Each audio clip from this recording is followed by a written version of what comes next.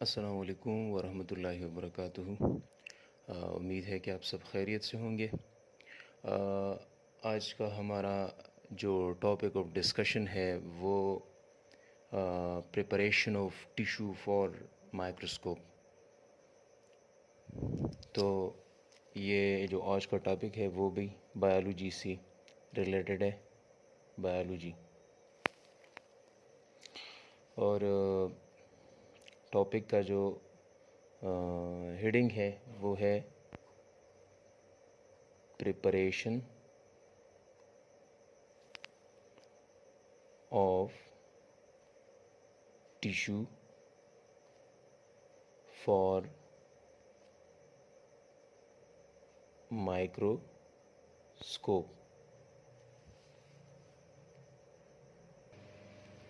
तो टॉपिक का नाम जो है वो preparation of tissue for microscope. असल में हम जब माइक्रोस्कोप में किसी चीज़ को देखते हैं तो वो डायरेक्टली हम नहीं देख सकते। बाज़ चीज़ें ऐसी होती है जिसको हम डायरेक्टली ऑब्ज़र्व करते हैं अंडर द माइक्रोस्कोप, और वो ज़्यादातर लिविंग सेल्स होती है। लेकिन उसमें भी पॉसिबिलिटीज़ है directly observed under the microscope। Microscope पे हम डायरेक्टली ऑब्जर्वेशन जो है ना, बहुत लिमिटेड चीज़ ये है। ज़्यादातर वो मोस्ट कॉमनली जो हम यूज़ करते हैं, मोस्ट कॉमनली वो लिविंग सेल्स है। लिविंग सेल्स जो मोस्ट कॉमनली हम डायरेक्टली ऑब्ज़र्व करते हैं अंडर द माइक्रोस्कोप। लेकिन ज़्यादातर जो हम ऑब्ज़र्व करते हैं वो डेड टिश्यूज़ है। तो डेड टिश्यूज़ ज़्यादातर हम डेड टिश्यूज़ की ऑब्ज़र्वेशन हम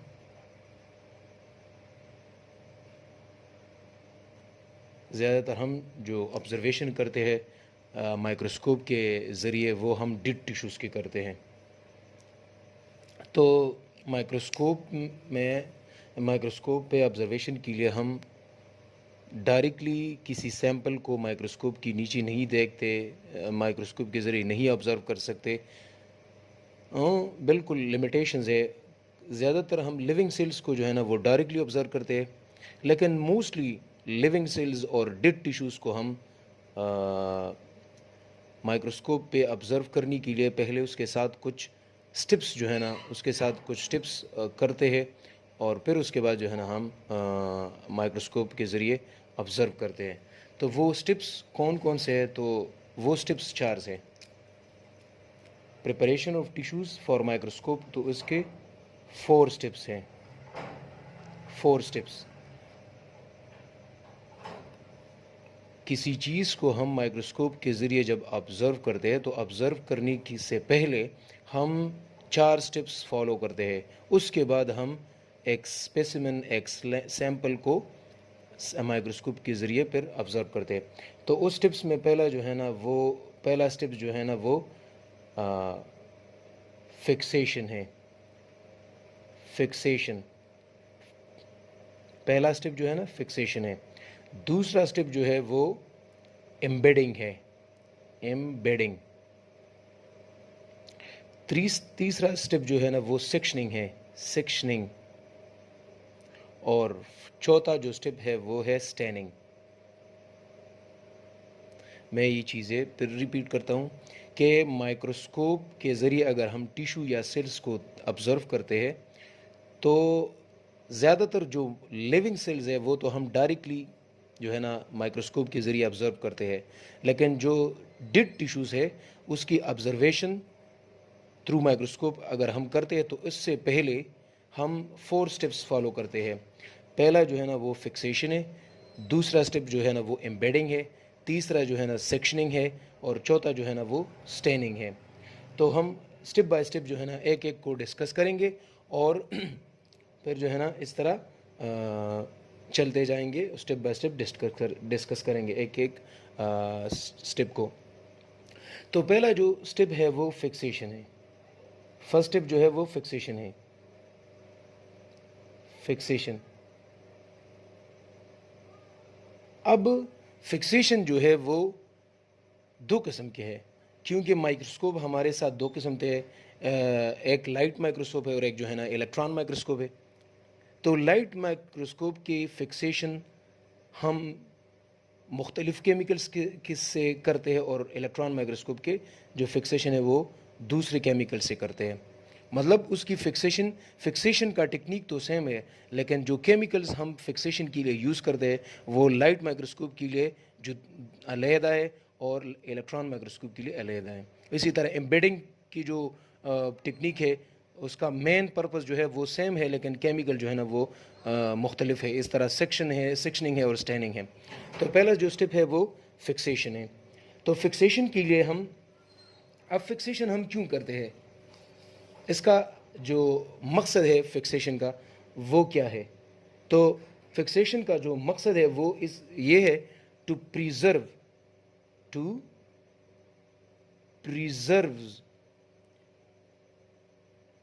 द स्ट्रक्चर्स।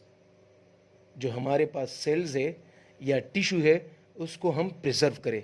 फिक्सेशन का मतलब ये है to preserve the structures, either cell और tissues, to preserve the structure with the least possible alteration।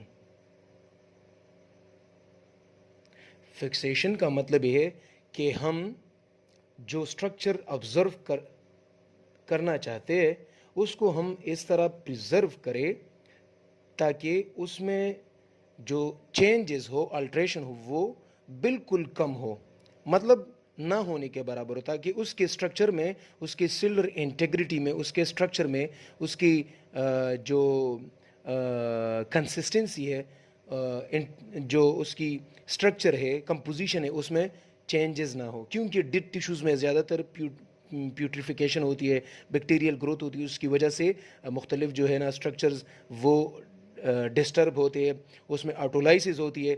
तो उस प्यूट्रिफिकेशन, बैक्टीरियल ग्रोथ या ऑटोलाइसिस से बचाने के लिए हम उसकी फिक्सेशन करती है। फिक्सेशन दोबारा मैं दोहराना चाहता हूँ कि fixation means to preserve the structures, means cells और tissues with the least possible alteration.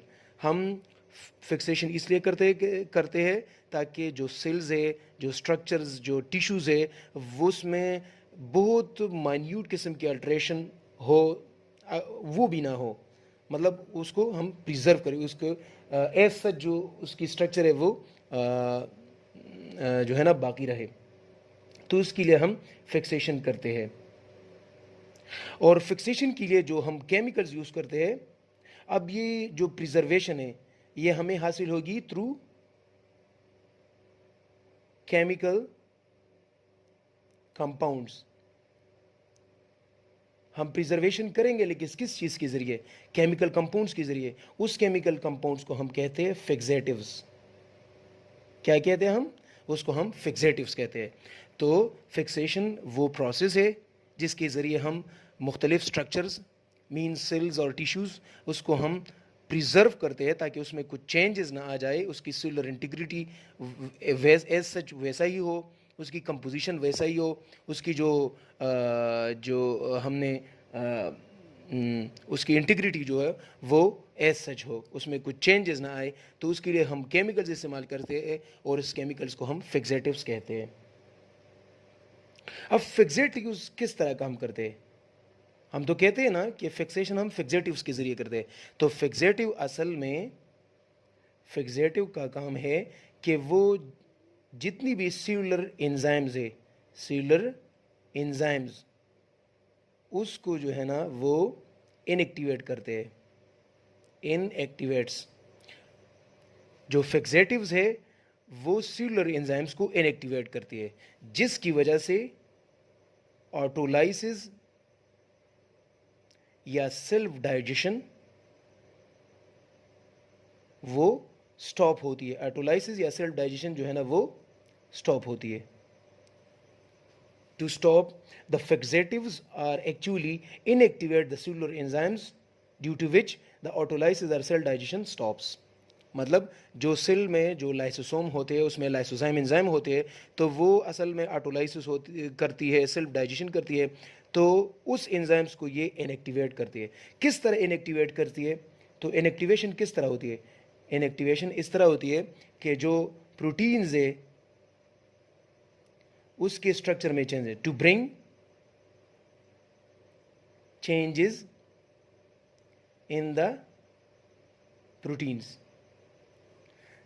असल में एंजाइम्स तो प्रोटीन्स है, तो फिक्सेटिव्स असल में प्रोटीन्स में चेंजेस करके उस प्रोटीन्स को स्टेबलाइज करते हैं। तो जब प्रोटीन की स्ट्रक्चर को स्टेबलाइज करती है, उसमें चेंजेस करती है, तो चेंजेस की वजह से जो सेलुलर एंजाइम्स है वो इनएक्टिवेट होती है। जब इनएक्टिवेट होती है, जो ऑटोलाइसिस और सेल डाइजेशन होती नॉर्मली जो सेल में होती है वो भी स्टॉप होती है। तो fixation is actually is a process in which through which we preserve the structures, and which is done by chemicals, some special type of chemical compound that is called fixatives. Actually fixatives inactivates the cellular enzymes. The inactivation is done by different mechanism, such as to bring a changes in the structure of proteins. So when the cellular enzymes inactivates, the process of autolysis or cell digestion inhibits, means stops. तो जो जितनी भी अंदर जो enzymes है जो autolysis में मदद करती है, वो एंजाइम्स इनएक्टिवेट होती है और ऑटोलाइसिस और सेल डाइजेशन जो है ना वो इनहिबिट होती है। तो सेलुलर इंटीग्रिटी जो है ना वो एज सच बाकी रहती है। इसके साथ साथ जो है ना जो मोस्ट कॉमनली फिक्सेटिव्स हम यूज़ करते हैं, मोस्ट कॉमनली फिक्सेटिव्स वो हम फार्मलिन यूज़ करते हैं। फार्मलिन जो मोस्ट कॉमनली फिक्सेटिव्स हम यूज़ करते हैं वो फार्मलिन है। तो फार्मलिन हम यूज़ करते हैं लाइट माइक्रोस्कोप के लिए। लाइट माइक्रोस्कोप के लिए जो फिक्सेटिव्स हम यूज़ करते हैं वो फार्मलिन है। लेकिन इलेक्ट्रॉन माइक्रोस्कोप के लिए हम जो फिक्सेटिव्स यूज़ करते हैं, इलेक्ट्रॉन माइक्रोस्कोप के लिए जो हम फिक्सेटिव यूज़ करते हैं वो दो है। एक जो है ना ग्लूट्रल अल्डिहाइड है, ग्लूट्रल अल्डिहाइड, ग्लूट्रल अल्डिहाइड, और दूसरा जो है वो ओस्मियम टेट्रा ऑक्साइड है। तो फिक्सेशन हम केमिकल्स के ज़रिए करते हैं। Fixation mean preservation. तो हम प्रिजर्वेशन इसलिए करते हैं ताकि जो सेलुलर इंटीग्रिटी है वो एज सच रहे, उसमें कुछ चेंजेस ना आए। तो वो हम केमिकल्स के ज़रिए करते हैं जिसको हम फिक्सेटिव्स कहते हैं।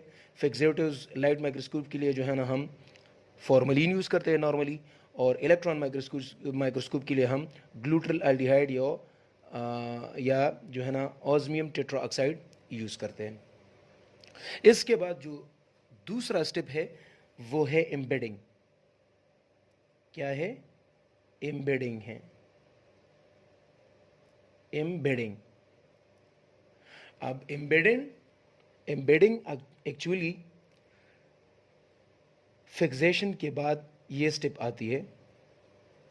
अब एम्बेडिंग का मकसद ये है कि ज़्यादातर जो हम फिक्सेटिव यूज़ करते हैं तो उसकी वजह से भी जो टिश्यूज़ होती है उसकी उसकी वजह से टिश्यूज़ जो है ना वो फॉर्म होते हैं।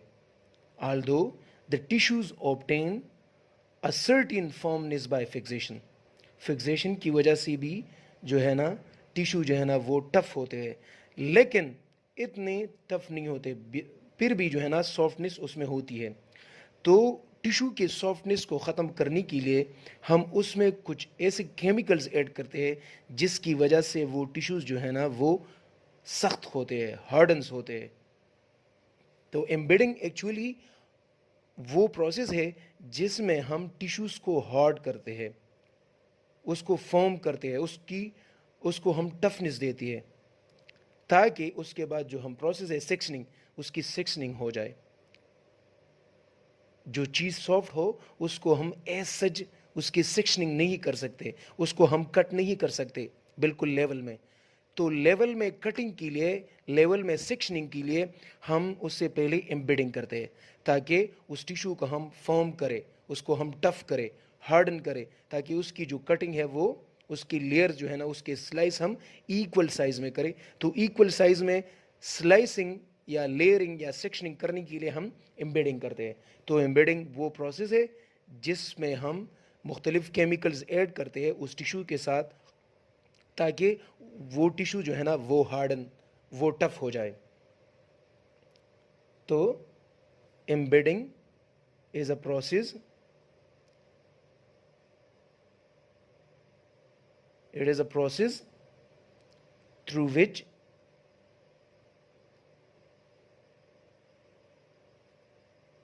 we form or harden the tissue. Embedding वो प्रोसेस होता है, वो टेक्निक होता है, वो अमल होता है जिसके ज़रिए एक सॉफ्ट टिश्यूज़ को हम सख्त करते हैं। किस चीज़ के लिए? ताकि उसकी सेक्शनिंग जो है ना वो हो जाए, उसकी सेक्शनिंग एक्यूरेट हो जाए। सेक्शनिंग मीन कटिंग, ताकि उसकी कटिंग जो है ना वो लेवल में हो जाए। तो उसके लिए हम उसको हार्ड करते हैं, सख्त करते हैं। और ज़्यादातर जो एम्बेडिंग मटेरियल यूज़ होते हैं वो ज़्यादातर पैराफीन वैक्स होते हैं। Paraffin wax, paraffin wax. Embedding हम लाइट माइक्रोस्कोप के लिए पैराफीन वैक्स के ज़रिए हम करते हैं। किस तरह करते हैं? हम पैराफीन वैक्स को 60 डिग्री सी हम हीट देते हैं, उसको हम गर्म करते हैं 60 डिग्री सी तक, 60 डिग्री सी तक हम उसको गर्म करते हैं और फिर जो है ना हम वो टिश्यूज़ पे अप्लाई करते हैं। और जब वो कूल होता है कुछ टाइम के लिए हम उसे इस तरह छोड़ते हैं। जब वो जो है ना, जब वो ठंडा हो जाता है तो पर हम उसकी सेक्शनिंग करते हैं। तो एम्बेडिंग हम लाइट माइक्रोस्कोप के लिए हम पैराफीन वैक्स के ज़रिए करते हैं, और इलेक्ट्रॉन माइक्रोस्कोप के लिए हम एपॉक्सी रेजन्स के ज़रिए हम करते हैं। एपॉक्सी रेजन जिसको हम एरल्टाइड भी कहते हैं, एरल्टाइड। एपॉक्सी रेजन के ज़रिए हम इलेक्ट्रॉन माइक्रोस्कोप के लिए एम्बेडिंग करते हैं, और लाइट माइक्रोस्कोप के लिए हम पैराफीन वैक्स यूज़ करते हैं। एम्बेडिंग वो प्रोसेस है जिसके ज़रिए हम किसी टिश्यूज़ को या स्ट्रक्चर्स को हम सख्त बनाते हैं, बाय एडिंग पैराफीन वैक्स और एपॉक्सी रेजन। सही है सर? इंशाल्लाह आपको समझ आ गई होगी कि हम पहला स्टेप जो है ना, एक टिश्यू को हम माइक्रोस्कोप की ऑब्जर्वेशन के लिए हम तैयार करते हैं। तो हम पहला स्टेप जो है ना फिक्सेशन करते हैं, दूसरा एम्बेडिंग करते हैं। फिक्सेशन में हम प्रिजर्वेटिव्स जो है ना, फिक्सेटिव्स जो है ना डालते हैं, ताकि वो स्ट्रक्चर प्रिजर्व हो जाए। एज सच हमें जो है ना उसकी जो इंटीग्रिटी है वो हम देख सके, उसको हम हासिल करें, ताकि उसके स्ट्रक्चर्स में कुछ डिस्टर्बेंस ना आ जाए। दूसरा स्टेप जो है ना वो एम्बेडिंग है। तो वो एम्बेडिंग इज़ एक्चुअली वो ऐसा अमल है जिसमें हम टिश्यूज़ को हार्ड करते हैं, ताकि उसकी सेक्शनिंग जो है ना वो सही हो जाए, लेवल सेक्शनिंग हो जाए। तो एम्बेडिंग के लिए हम लाइट माइक्रोस्कोप के लिए जब हम एम्बेडिंग करते हैं तो उसके लिए हम पैराफीन वैक्स ऐड करते हैं, और इलेक्ट्रॉन माइक्रोस्कोप के लिए जब हम एम्बेडिंग करते हैं तो उसके लिए हम एपॉक्सी रेजन, फॉर एग्जांपल एरल्टाइड जो है ना हम यूज़ करते हैं। तो एम्बेडिंग की समझ आ गई होगी इंशाल्लाह।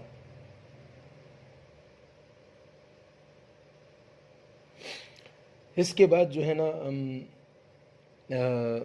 तीसरा जो स्टेप है वो है तीसरा जो स्टेप है वो है सेक्शनिंग। तो सेक्शनिंग का तो हमने थोड़ा बहुत पढ़ा कि सेक्शनिंग असल में कटिंग है या लेयरिंग है। Sectioning is actually a process in which we cut the tissues into different layers, into different pieces. तो सेक्शनिंग वो अमल है जिसको हम जिसके ज़रिए हम स्लाइस बनाते हैं, उसको हम मुख्तलिफ पीसेस में कट करते हैं। और ये कटिंग हम करते हैं लेकिन एक मशीन के ज़रिए जिसको हम माइक्रोटोम कहते हैं। Microtome microtome is a machine through which we do sectioning, we do cutting of tissues into different pieces of different sizes. Sectioning वो अमल है, वो स्टेप है microscope preparation of tissues for microscopy में, वो स्टेप है sectioning, जिसमें हम microtome के ज़रिए, एक डिवाइस है माइक्रोटोम, उसके ज़रिए हम टिश्यूज़ को मुख्तलिफ पीसेस में, मुख्तलिफ साइज़ में जो है ना वो कट करते हैं। ज़्यादातर जो लाइट माइक्रोस्कोप के लिए हम तकरीबन 3 से लेकर 10 माइक्रोमीटर तक हम स्लाइस बनाते हैं, मतलब कटिंग करते हैं, पीसेस बनाते हैं। और इलेक्ट्रॉन माइक्रोस्कोप के लिए हम तकरीबन 20 से 100 नैनोमीटर, और माइक्रो जो है ना वो 10⁻⁻⁻6 है, और नैनो जो है ना वो 10⁻⁻9 है।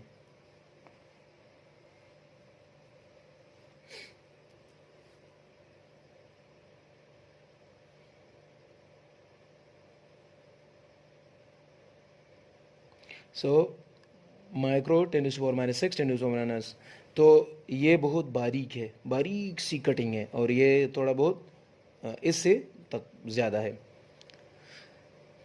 मतलब ये बहुत थिन आता है और ये थोड़ा बहुत थिक होता है, तो इसकी डायमीटर ज़्यादा होती है, इसकी डायमीटर कम होती है, क्योंकि ये इलेक्ट्रॉन माइक्रोस्कोप है, ये हाईली रिजर्व्ड है और इसकी रिजोल्यूशन थोड़ी बहुत कम है। तो सेक्शनिंग एक्चुअली कटिंग है, पीस मतलब एक टिश्यूज़ को हम मुख्तलिफ पीसेस में कट करते हैं थ्रू माइक्रोटोम। और इलेक्ट्रॉन माइक्रोस्कोप के लिए फिर अल्ट्रा माइक्रोटोम, क्योंकि उसकी पीसेस बारीक बनती है, तो उसको हम कहते हैं अल्ट्रा माइक्रोटोम। तो लाइट माइक्रोस्कोप के लिए हम माइक्रोटोम यूज़ करते हैं, और उसके लिए 3 to 10 माइक्रोमीटर। और अल्ट्रा माइक्रोटोम जो है ना वो हम इलेक्ट्रॉन माइक्रोस्कोप के लिए यूज़ करते हैं, और इस वजह ना और भी बारीकी हम लाते हैं, उसकी सेक्शनिंग हम और भी बारीक करते हैं।